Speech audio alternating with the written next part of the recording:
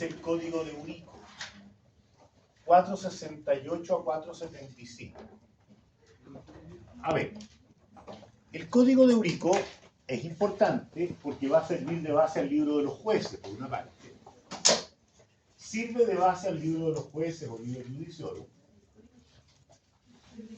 Pero además, el código de Eurico también es importante porque es la más antigua recopilación de leyes de todos los pueblos germánicos. Es la más antigua recopilación de leyes hecha por un pueblo germánico. Ayer hablamos de las leyes teodoricianas, pero las leyes teodoricianas no eran una recopilación, eran leyes sueltas, que también las dictaron los godos. Son los primeros que dictan leyes, ¿no es cierto? Pero también los primeros que las recopilan. O sea, ellos, siguiendo la influencia romana, recopilan sus leyes. Y a las recopilaciones las llaman códex, código.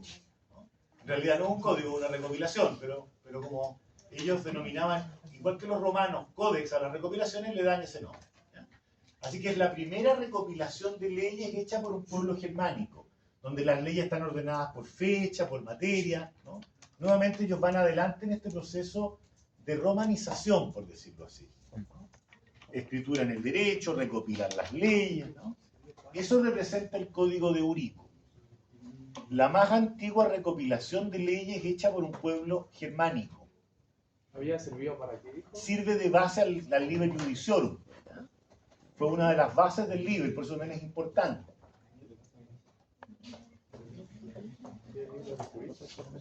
El otro texto tolosano es el Breviario de Alarico, que ustedes ya conocen, porque lo estudiamos dentro del derecho romano vulgar. Pero aquí vamos a destacar un par de ideas importantes. A ver, Breviario de Alarico. Aquí sí sabemos la fecha exacta, porque se conserva el documento de promulgación. 2 de febrero del año 506, después de Cristo, un año antes de que los godos sean expulsados de la Galia. Un año antes de la expulsión de la Galia. Este texto es de Alarico II, el que fue derrotado en Boalá, ¿no? El que muere en la batalla, ¿no? Ahora, lo más relevante es destacar que el breviario es el texto más característico del derecho romano vulgar en todo Occidente. Es el texto que mejor representa, digamos, al derecho romano vulgar, no solo en España, sino que en todo Occidente. Tiene, su contenido es solo derecho romano vulgar, ¿no? Y por eso también tiene otro nombre, lo señalo por si aparece en algún texto con otro nombre, es lo mismo con otro nombre. Se le llama también, como se le denominaba en esa época, al breviario, se le denominaba también Lex Romana Visigotorum, ¿no? Lex Romana Visigotorum. Breviario de Alarico o Lex Romana Visigotorum. En castellano, Ley Romana de los Visigodos. Ley Romana de los Godos. Porque en el fondo es derecho romano adoptado por los visigodos. No es derecho visigodo, sino que es derecho romano vulgar que los visigodos utilizan, hacen propio. Lex Romana Visigotorum o Ley Romana de los Visigodos. Lo estudiamos cuando vimos el derecho romano vulgar como un ejemplo del derecho romano vulgar, ¿se acuerdan? De los breviarios o epístolas. Y con este texto termina la etapa tolosana o francesa, ¿cierto? Tolosana o francesa. Veamos ahora los textos civiles visigodos toledanos, Toledo, cuando los visigodos ya están en la península ibérica, en España. Y aquí, recordemos, en la etapa toledana ya, el primer texto que tenemos que mencionar es el Código de Leovigildo. Código de Leovigildo.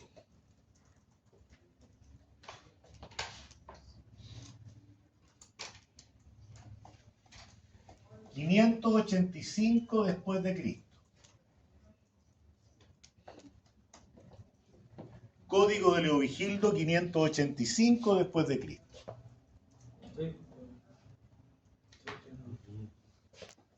¿Quién tiene que traer dulce hoy día? El jueves. ¿Y apellido? Gonzalo. Se acortó. Se acortó. Bueno, si se acuerda. ¿Estás sentadita? Bueno, si te acordáis, si se acuerda de toda la materia, no que se acuerde. A ver, ¿Qué compramos? Leovigildo, atención. Leovigildo es el papá de Recaredo. El papá de Recaredo, ¿se acuerdan que se convierte al catolicismo? ¿No? Bueno, por lo tanto, Leovigildo no es del periodo católico todavía. No es católico, es cristiano arriano. Antes de la conversión de su hijo al catolicismo. Arriano, cristiano no católico. Y por lo tanto, la consecuencia de eso, relevante para el derecho, es que el código de Leovigildo todavía no se elabora todavía con ayuda de la Iglesia. No intervienen todavía los concilios en el código de Leovigildo.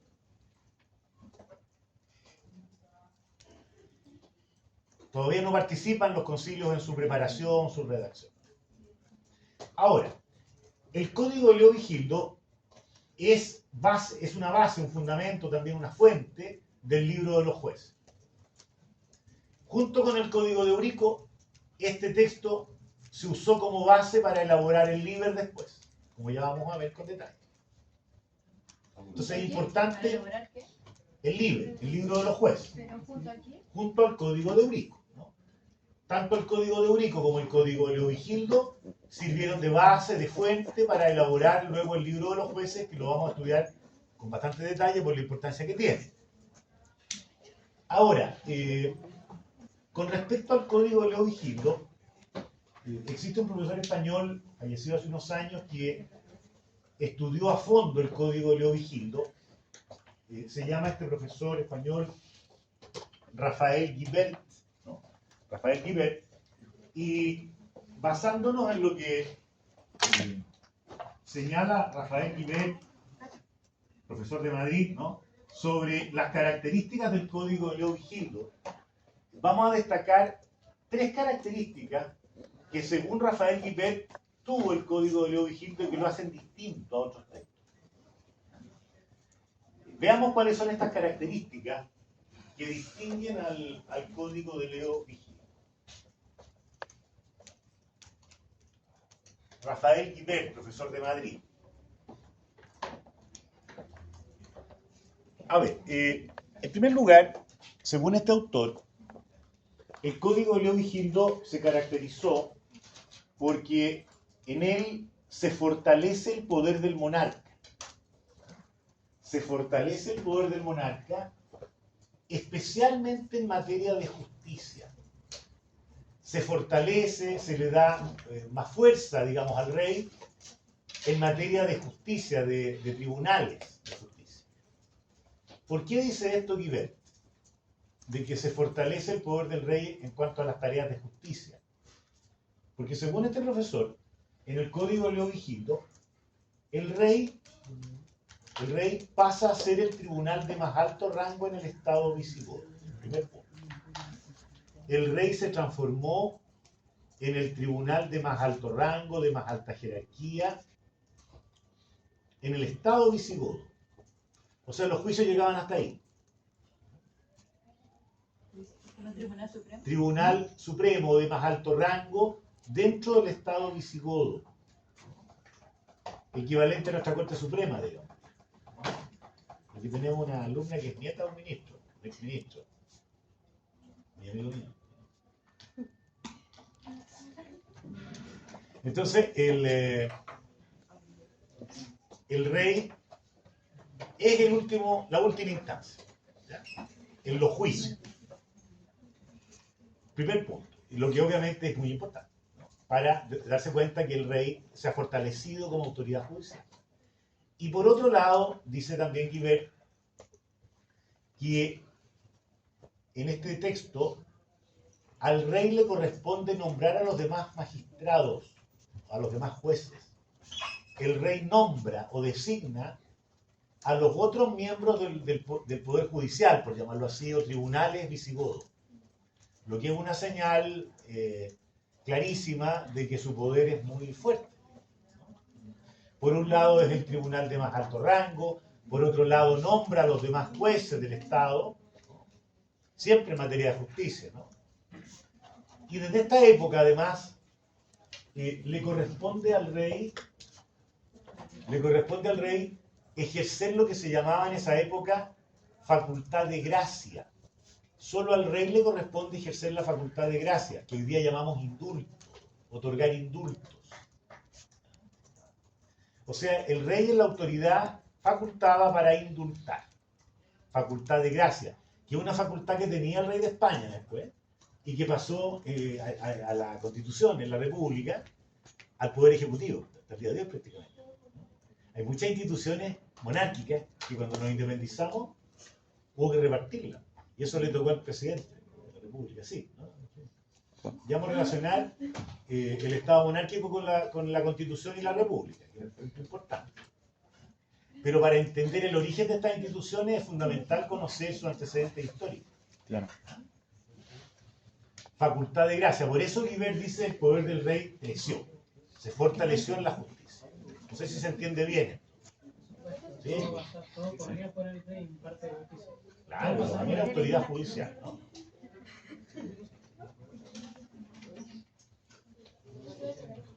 ¿Están mejor ahí porque hice bajar la cortina? ¿Está mejor? Abrimos la puerta. Llegó el verano. Muy bien. Segunda característica del Código de Leo Vigildo. Segunda característica del Código de Leo Vigildo según Guibert. ¿Cómo que ya no había dicho la No, segunda? he dicho una sola. La justicia no. Yo por dos y ahí también. O sea que lo que vimos, la otra Ah, cosa con razón. Todos son ejemplos. Son ejemplos de cómo se fortalece la facultad real en justicia. No, se quedan dos.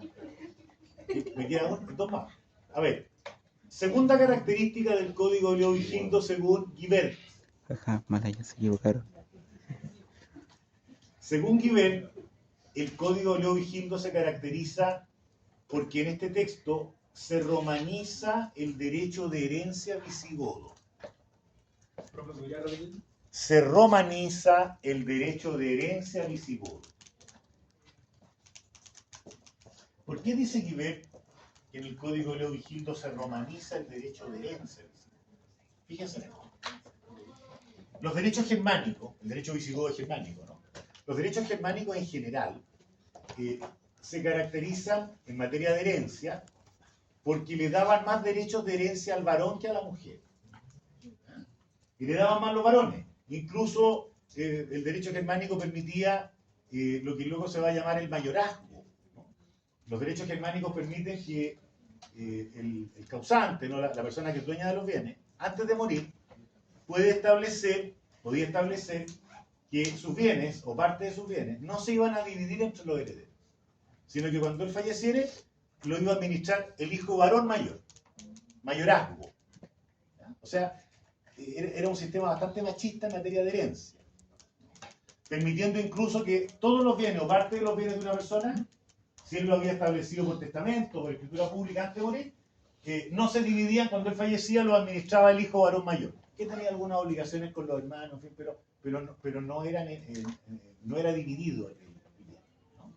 Lo que por supuesto perjudicaba sobre todo a las mujeres, ¿no?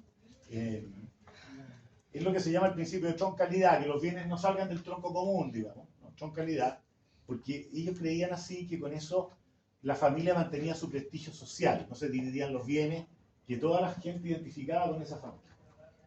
Eso llega a América, porque pasa al derecho español, llegó a América, en América hubo mayorazgo. Había requisitos, eso sí, en América era distinto, porque no cualquiera lo podía hacer, tenía que ser una persona con muchos bienes, y solo podía excluir de la herencia una parte de los bienes, pero existió. ¿Ya? Entonces, ¿qué dice Guibert? Estas características de un derecho de herencia bastante machista, que tenía el derecho germánico, en el Código Leovigildo cambian. ¿Y qué es lo que cambia? Dice Vicky Bell que se romaniza porque se adoptan principios romanos, no germánicos, en la herencia, ¿no? Se adoptan principios jurídicos del derecho romano. Por ejemplo, y esto es muy importante, en el derecho romano ya en esa época, y eso está en el Código Leovigildo, heredan lo mismo hombres y mujeres. Mismos derechos a la herencia, hijos e hijas. Y eso dice Guibert, no es germano, no es germánico, es romano. O sea, de los romanos los visigodos adoptaron este principio. En la herencia tienen los mismos derechos hijos e hijas. Y quizás ahí también, dice Guibert, se puede ver la influencia del cristianismo, ¿no? ¿Por qué en el derecho romano se llega a un sistema donde heredan los mismos hijos e hijas? Porque se busca la igualdad jurídica, que lo estudiamos con Choplonce, ¿verdad? Sí. Esa igualdad entre hombres y mujeres, digamos, que comienza con el cristianismo, que influye en el derecho romano y que incluso influye en el derecho germánico. ¿Cuándo comienza a influir en el derecho germánico? Con el Código de Leovigildo, recién. Por eso dice, se romaniza el derecho de herencia. Y cambia esta característica, y además es un derecho machista, por decirlo así, en términos más coloquiales, en la herencia. ¿Se entiende bien esto? ¿Sí? Tercera y última característica del Código de Leovigildo. Tercera característica del Código de Leovigildo según Guibert. Guibert dice que también se caracteriza este texto porque en el Código de Leovigildo se germaniza el derecho penal. Se germaniza el derecho penal de los visigodos. Germanización del derecho penal visigodo. O sea, el derecho penal, delitos, penas, ¿no es cierto? ¿Y por qué Guibert habla de germanización? Porque, dice él, es muy notorio, en el Código de Leovigildo se nota mucho, que antiguas costumbres germánicas, derecho no escrito, ahora se transforma en ley, en materia penal. Por ejemplo, los germanos antiguos distinguían entre delitos ordinarios y especiales. Eso ahora está en la ley. Los delitos ordinarios son delitos, por ejemplo, contra la propiedad, contra la vida, contra el honor, donde el conflicto se produce entre el que comete el delito y la familia de la víctima. Era muy notorio, ¿por qué? ¿Perdón? Porque era muy notorio que se formaliza el derecho penal. Bueno, nosotros estamos explicando. Entonces, silencio.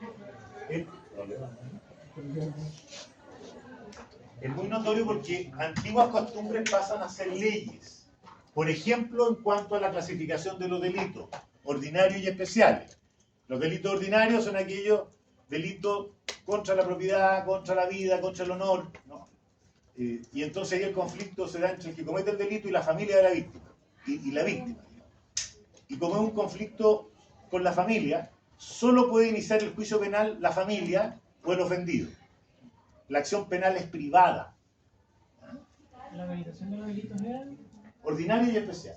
Y en lo ordinario la acción penal es privada. La tiene solo la víctima o la familia de la víctima. En cambio, los delitos especiales son los más graves, desde el punto de vista que el conflicto es con la sociedad entera. El que comete el delito entra en conflicto con toda la sociedad. Por ejemplo, delitos políticos. Por ejemplo, especiales, ¿no? Conflicto con la sociedad completa. Delitos políticos. Delitos religiosos. Contra los dioses. Políticos, religiosos. Por ejemplo, deserción de delitos militares, deserción del ejército. En esos delitos más graves, por decirlo así, especiales, políticos, religiosos, delitos militares, la acción penal es pública. Cualquier miembro de la comunidad puede ejercer la acción penal, porque toda la sociedad está afectada. Eso, que era costumbre, ahora es ley.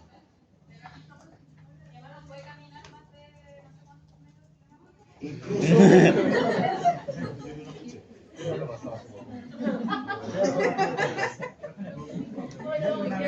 Aguante el hermano. Entonces, Ejemplos de germanización del derecho penal: clasificación de los delitos, ordinarios y especiales. Delitos ordinarios, acción penal privada. Delitos especiales, acción penal pública.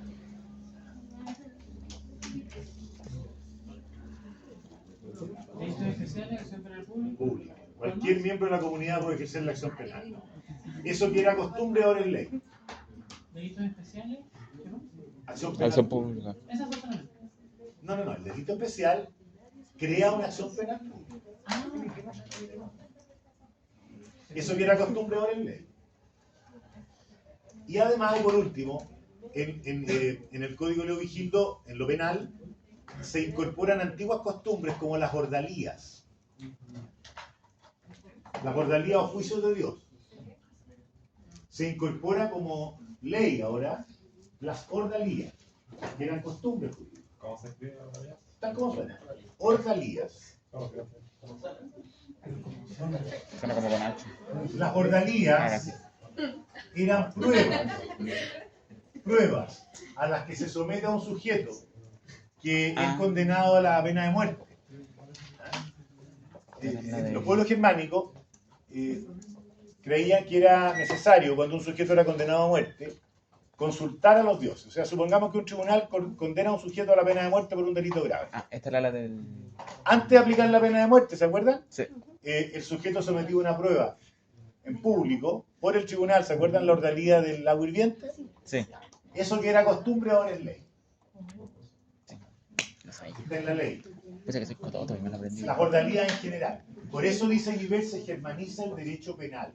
Si se romaniza el derecho de herencia, en cambio se germaniza el derecho penal. Se profundiza la germanización en lo penal.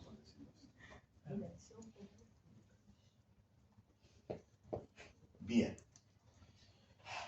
Va a quedar pendiente el estudio del último texto y el más importante texto jurídico toledano. ¿Cuál es? El libro de los jueces. Subtítulo: el libro de los jueces, o Liber Judiciorum. Tema de inicio de la clase del jueves. Voy a pasar la lista. Liber